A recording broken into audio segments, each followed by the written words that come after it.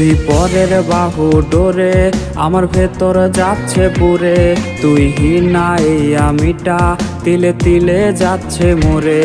আমার পুরুষে পুরুক বুক, তুই কুরারে তোর সুখ, তবু মরার আগেও আমি দেখবো না রে তোর মুখ।